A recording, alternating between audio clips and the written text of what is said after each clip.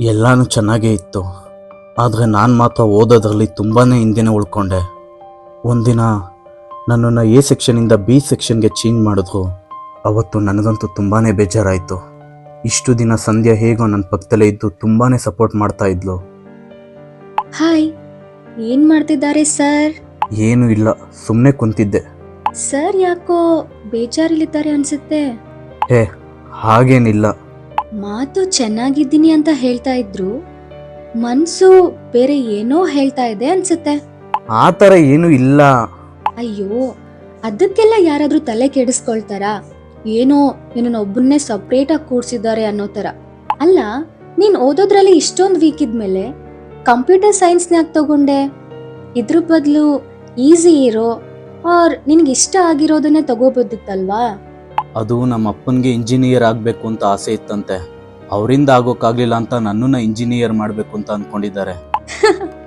ನಿನ್ ಕೈಲೂ ಆಗಿಲ್ಲ ಅಂದ್ರೆ ಫ್ಯೂಚರ್ನಲ್ಲಿ ನಿನ್ ಮಕ್ಳ ಕೈಲಿ ಇಂಜಿನಿಯರಿಂಗ್ ಮಾಡಿಸ್ತಾರಾ? ಪ್ಲೀಸ್ ಸಂಧ್ಯಾ, ಹಾಗೆಲ್ಲ ಹೇಳ್ಬೇಡ. ನಮ್ಮ ತಂದೆ ಸಾಲ ಮಾಡಿ ಫೀಸ್ ಕಟ್ಟಿದ್ದಾರೆ. ಹೇಗಾದರೂ ಸರಿ, ನಾನು ಕಷ್ಟಪಟ್ಟು ಇಂಜಿನಿಯರ್ ಆಗೇ ಆಗ್ತೀನಿ. ಹೇ, ಸಾರಿ, ಸುಮ್ಮನೆ ತಮಾಷೆಗೆ ಹೇಳ್ದೆ. ನನಗೆ ನಂಬಿಕೆ ಇದೆ ನೀನು ಮಾಡೇ ಮಾಡ್ತೀಯಾ ಅಂತ. ಏನೇ ಹೆಲ್ಪ್ ಬೇಕಿದ್ರು ನನ್ನ ಕೇಳು, ಆಯ್ತಾ? Thank you. ಹೀಗೆ 6 ತಿಂಗಳು ಕಳೆದಿದ್ದೇ ಗೊತ್ತಾಗ್ಲಿಲ್ಲ. ಫಸ್ಟ್ ಸೆಮ್ ಕೂಡ ಮುಗಿತಾ ಬಂದಿತ್ತು. ನೋಟ್ಸ್ ಕಲೆಕ್ಟ್ ಮಾಡ್ಕೊಂಡ್ಯಾ? ಹಾಂ, ಮಾಡಿಕೊಂಡೆ. ಚೆನ್ನಾಗಿ ಪ್ರಿಪೇರ್ ಆಗು. ಡೋಂಟ್ ವರಿ, ಬ್ಯಾಕ್ಲಾಗ್ಸ್ ಉಳ್ಕೊಂಡ್ರು ಮತ್ತೆ ಬರಿಬೋದು. ಹಾಂ, ಸರಿ. ಹೀಗೆ ಎಕ್ಸಾಮ್ ಮುಗಿದು ರಿಸಲ್ಟ್ ಕೂಡ ಬಂತು.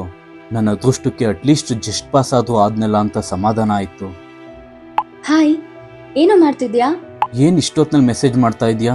ಏನೂ ಇಲ್ಲ, ಸುಮ್ಮನೆ ಬೇಜಾರಾಗ್ತಿತ್ತು, ಅದಕ್ಕೆ ಮಾತಾಡೋಣ ಅಂತ. ಅದ್ ಸರಿ, ಇವತ್ತು ಪ್ರಿನ್ಸಿಪಲ್ ಆಫೀಸ್ ಹತ್ರ ಯಾಕೆ ಅಷ್ಟೊತ್ತು ನಿಂತಿದ್ಯಲ್ಲ? ಹೇ, ಅದೇನೂ ಇಲ್ಲ.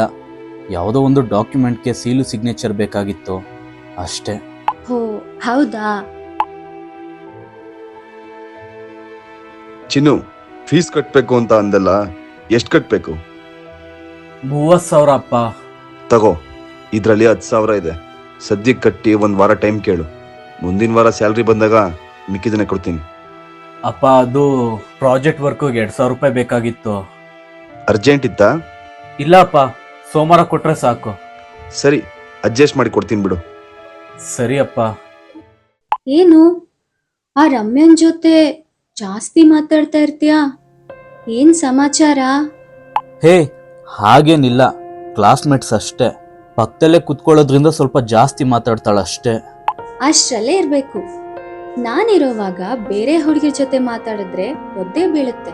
ಹೇ, ಒಂದ್ ಕೇಳ? ಏನು? ನಮ್ ಕಾಲೇಜ್ನಲ್ಲಿ ಯಾವ್ದಾದ್ರು ಹುಡುಗಿನ ಇಷ್ಟಪಡ್ತಾ ಇದ್ಯಾ? ಹಾಗೇನಿಲ್ಲ. 1 ವರ್ಷದಿಂದಲೂ ಯಾವ ಹುಡುಗಿನೂ ಇಷ್ಟ ಆಗಿಲ್ವಾ? ಇಲ್ಲ. ಹಾಗಿದ್ರೆ ಇನ್ನೇನ್ ಜೂನಿಯರ್ ಗರ್ಲ್ಸ್ ಬರ್ತಾರೆ, ಟ್ರೈ ಮಾಡು. ಮತ್ತೆ ನಿನಗೆ ಯಾರು ಇಷ್ಟ ಆಗಿಲ್ವಾ? ಹಾ, ಒಬ್ಬ ಇಷ್ಟ ಆಗಿದ್ದಾನೆ. ಹೌದಾ? ಯಾರದು? Final year Arjun. ಏನ್ ಹೈಟು, ಏನ್ ಬಾಡಿ, ಎಷ್ಟ್ ಸಖತ್ತಾಗಿದ್ದಾನಲ್ವಾ? ರಿಯಲಿ, ಹುಡುಗ್ರು ಅಂದ್ರೆ ಹಂಗಿರ್ಬೇಕು. ಬಟ್ ಅವನು ದೊಡ್ಡ ಪ್ಲೇ ಬಾಯ್, ಕಚ್ಚಡ ನನ್ ಮಗ.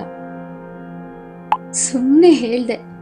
ಆಕ್ಚುಲಿ ನಂಗೆ ನಿಂತರ ಹುಡುಗರು ಅಂದ್ರೆ ಇಷ್ಟ. ಅವತ್ತು ಅವಳು ಹೇಳಿದ ಮಾತು ನನ್ನ ಮನಸ್ಸಲ್ಲಿ ತುಂಬ ಬಲವಾಗಿ ನಾಟ್ಕೊಳ್ತು.